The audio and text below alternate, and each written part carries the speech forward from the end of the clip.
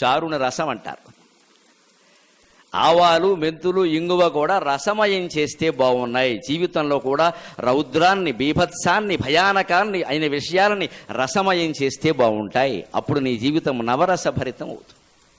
దానికి షడ్రసోపేతమైన భోజనం చెయ్యాలి. అంతేగాని ప్రకృతి వైద్యం పేరు చెప్పి పొద్దున్నే 2 దొండకాయలు, మధ్యాహ్నం 2 బెండకాయలు, సాయంత్రం ఏమో ఉప్పు పప్పు లేకుండా బీరకాయ ఒకటి తిని మేము 90 ఏళ్ళు బతుకుతాం. ఎందుకు ఆ బతుకు పని లేక ఏమీ తిన్నప్పుడు?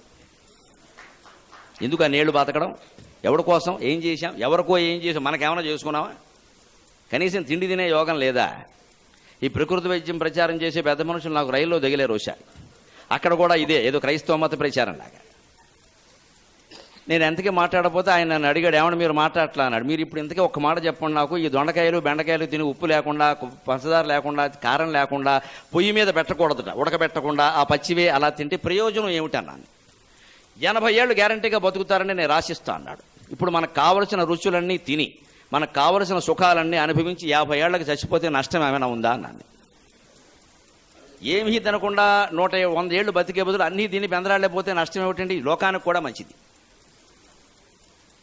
అంచేత రసహీనమైన జీవితాన్ని గడపకూడదండి. ఆహారంలో కానీ, వేషభాషల్లో కానీ, ఆభరణాల్లో కానీ, చివరికి మన ఆస్వాదన, దాంపత్య సుఖాస్వాదనలో కానీ రసహీనమైన జీవితాన్ని గడపకూడదు.